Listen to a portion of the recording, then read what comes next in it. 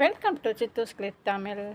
இன்றைக்கி நல்ல ஒரு சூப்பரான சுவையான ஒரு லஞ்ச் பாக்ஸ் ரெசிபி தான் புளி சாதம். புளி சாதம் பண்ணுறது ரொம்ப ஈஸிங்க. அவசரத்துக்கு புளி சாதம் பண்ணிவிட்டு தொட்டுக்கிறதுக்கு ஒரு அப்பளம் வச்சா கூட போதுங்க, சூப்பராக இருக்கும். சிம்பிளாக அண்ட் குயிக்காக செஞ்சிடலாம். இப்போ அடுப்பில் ஒரு கடாயை வச்சுருக்கேன். அது நல்லா சூடானதுக்கப்புறம் ஒரு 5 டீஸ்பூன் நல்லெண்ணெய், 1/2 டீஸ்பூன் கடுகு, 1 டீஸ்பூன் கடலைப்பருப்பும் உளுத்தம்பருப்பும், ஒரு 3 காஞ்ச மிளகா 2ஆக கிள்ளி போட்டுக்கலாம்.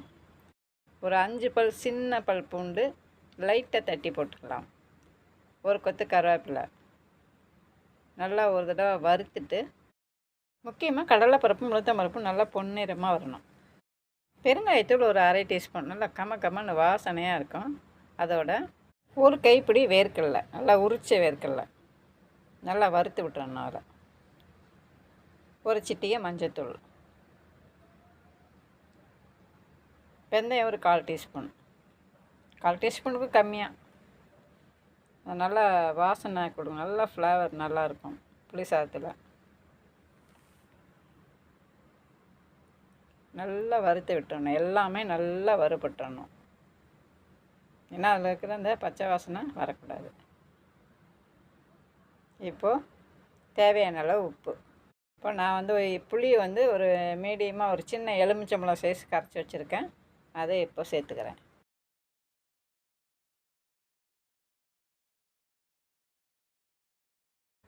புளி தண்ணி ஊற்றிட்டு நல்லா கலந்து விட்டுடலாம்.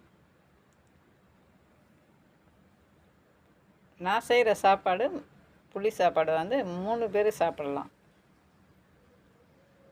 அதுக்கு அளவாக தான் நான் புளி கரைச்சிக்கிட்டேன்.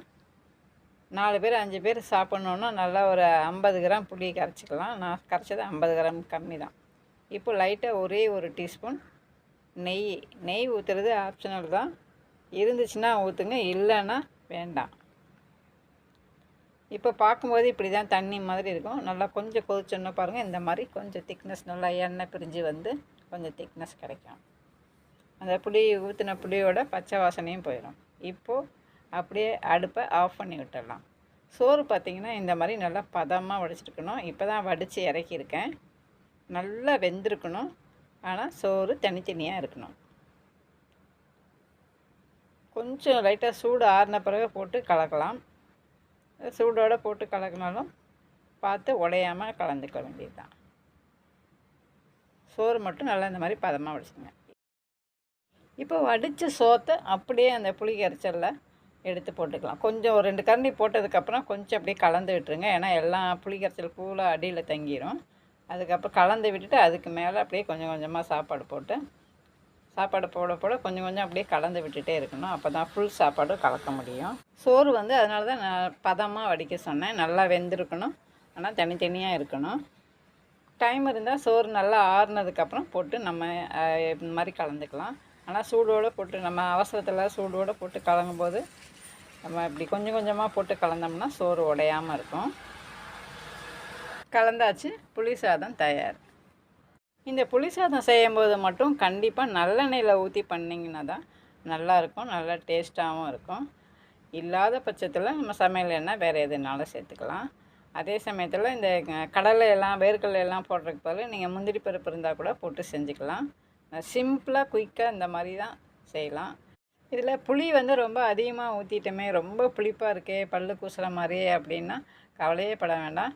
லைட்டாக ஒரு சின்ன கட்டியில் ஒரு 5 கிராம் அந்த அளவுக்கு வெல்லம் கொஞ்சம் போட்டுட்டு அந்த புளி கரைச்சலில் கரைச்சி விட்டிங்கன்னா புளிப்பு கம்மியாயிரும். சோறு புளி சோறு நல்ல டேஸ்ட்டாக இருக்கும். இந்த புளி சோறுக்கு தொட்டுக்கிறதுக்கு அப்பளம் வச்சுக்கிட்டிங்கன்னா சூப்பர் காம்பினேஷன். அதை விட்டால் நல்ல ஆம்லேட், வெங்காயமெல்லாம் நிறையா போட்டு ஒரு ஆம்லேட் போட்டு தொட்டுக்கலாம். இதை விட சூப்பராக இருக்கும். வீடியோ பிடிச்சிருந்தா ஒரு லைக்கை தட்டி விட்டு சப்ஸ்கிரைப் பண்ணி சப்போர்ட் பண்ணுங்கள். அடுத்த வீடியோவில் சந்திக்கிறேன். தேங்க்ஸ் ஃபார் வாட்சிங்.